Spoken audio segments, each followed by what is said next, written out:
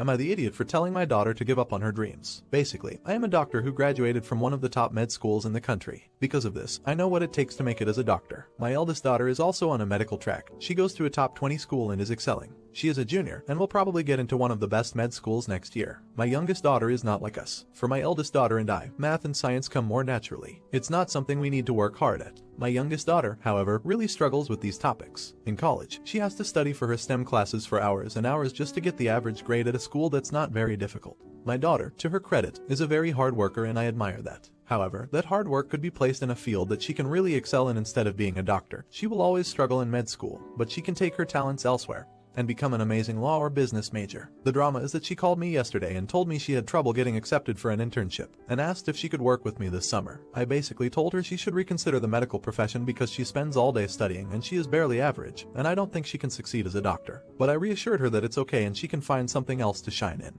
On the phone she was really quiet, and I ended the phone call with "I love you." After this, I have my eldest daughter, ex-husband, mother, and siblings spamming me and telling me to apologize. Youngest won't even pick up the phone. I understand that her feelings may have been hurt, and while that's valid, I think tough love will help her in the future. For example, it may have hurt her feelings when she was younger because I wouldn't let her eat cookies for dinner. But as a parent, you need to protect your children, even when it hurts them in the short term. Update. Hello Reddit. Some people asked for an update on this post, so here it is. I considered writing it closer to our initial reconciliation, but I'm glad I didn't, because this situation became bigger than I thought it would. My daughter unblocked me so she could call me, and she ripped me apart almost as harshly as you guys did, telling me I never believed in her, that I think she's an idiot, etc. I apologized profusely and told her that I didn't realize the damage I was about to do when I made my comments, and promised that I would support her in her journey in any way possible. I asked her if there was anything I could help her with to make this journey less difficult, and told her I'd find an internship opportunity with one of my colleagues. The conversation was pretty heavy on both sides. The two of us couldn't stop crying. But it seemed like after my apology, we were in a better place. Despite still having reservations about her ability as a doctor, I was going to try to support her. Well, the semester ended and grades come in any day now.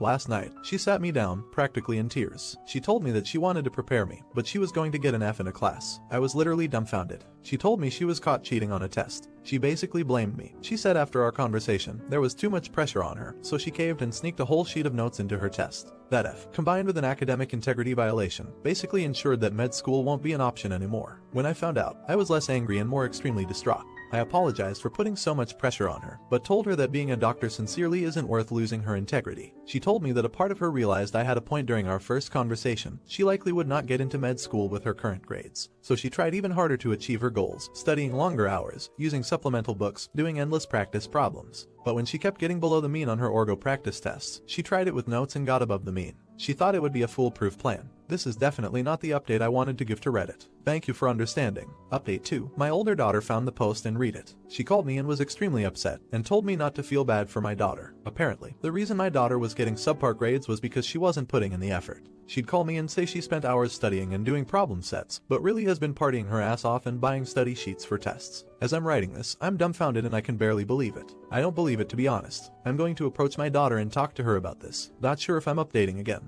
Update number 3. Daughter and I had a long talk. And it's a doozy. So her freshman year, she actually put in effort. She was trying hard, so those hours of studying weren't a lie. However, she had a very traumatic life event that she did not tell anyone about, and spiraled after that. She stopped caring about her classes, thinking she could easily get a job as a doctor via cheating. She did illicit drugs basically daily. When I called her, she realized her lifestyle wasn't sustainable, as in she could not become a doctor and would have to put in effort to achieve that goal. But she wanted to continue her lifestyle, so she got caught cheating. She told me she doesn't even have a passion for medicine anymore or anything. She is just numb. She says it's easy to be happy around her family, because we only see her for a short period of time. But she had been hiding her whole life in sadness from us. To me, this sounds like severe depression. We will definitely be going to individual and family therapy. No idiots here. But Opus, be warned. I'm the smart child in my family. I always got good grades with very little effort, and excelled at most things that I tried to do. I have my own set of problems, but intelligence and test taking has never been among them. My brother struggled with school and tried so hard. He worked 10x harder than I did and still only got mediocre grades. It's been hard on both of us, me being held to a higher standard and him feeling like a dumb failure. We're in our 30 seconds now and he is struggling with alcohol addiction and mental health issues. He will never feel like he measures up and there's nothing I can do about it, and my parents are still so hard on him. At this point I'm pretty sure that no amount of validation and love will bring him back. Please make an effort to treat your kids the same. It's painfully obvious in your first post that you favor your smart kid and it seems like the kid you're posting about is spiraling.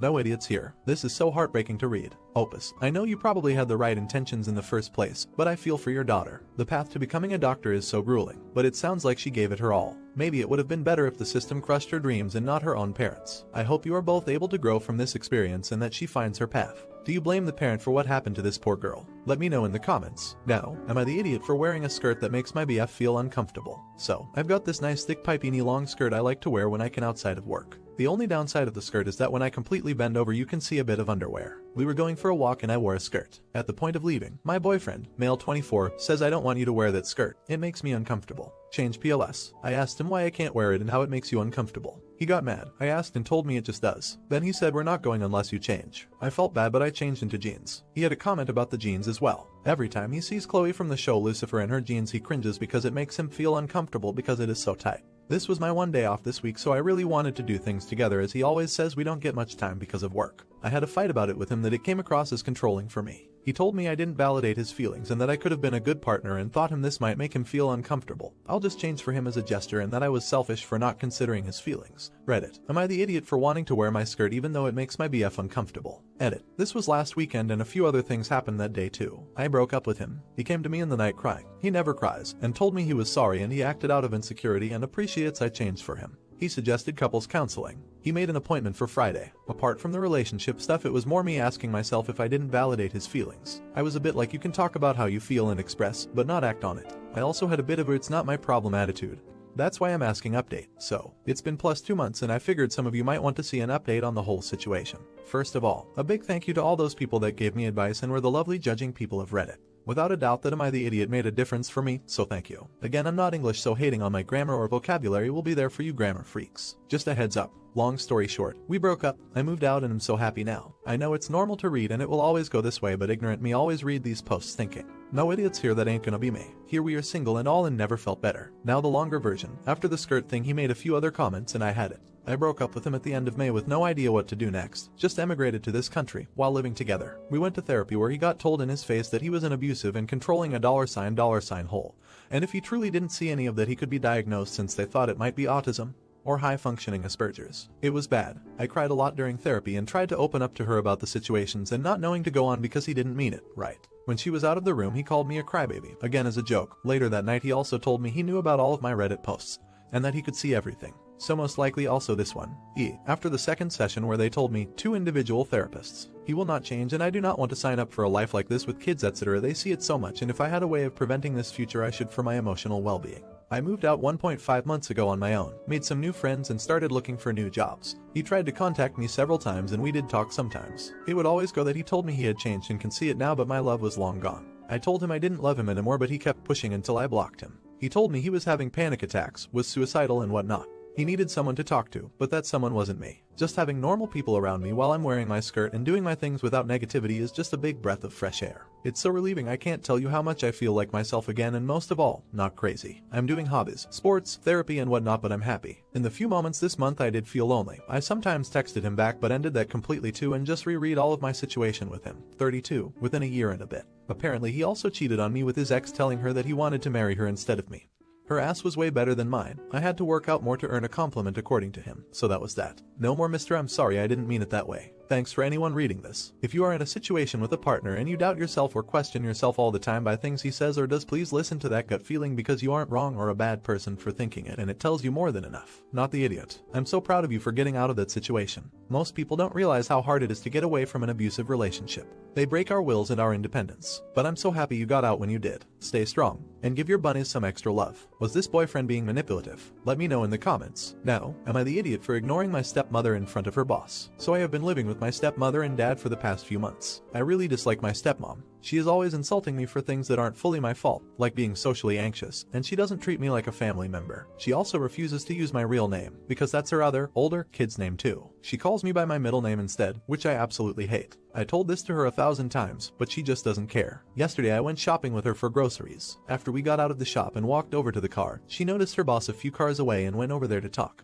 After a few minutes of me awkwardly standing by the car, she shouted to me to go there and introduce myself, but she, as always, didn't use my real name. I decided to ignore her. I hoped that she would realize her mistake and correct herself, but she kept shouting my middle name. She gave up trying after a while and said goodbye to her boss very soon. Needless to say, she was extremely upset. She remained silent while she was driving home, but I knew that I won't get away with this without a big argument. When we got home, she basically exploded. She was shouting at me for like 20 minutes about how I embarrassed her in front of her boss and that I'm immature and childish. My dad also took her side. He understands that I don't like being called by my middle name, but said that I should act like a grown-up and know better than petty revenge. Are they right? Was I acting childish and should I apologize? Update, so I talked to her. She said that she didn't realize how much I hate my middle name, and that she doesn't understand why I care so much. She also said that she's willing to call me by another name of my choosing, but not my real name, because that's her other daughter's name. I'm not saying that I'm happy with this, but it's still better than my middle name. Sadly, it's impossible to make normal-sounding nicknames out of my real name. I'm sorry that I can't answer everyone, but thank you so much for all the advice and support.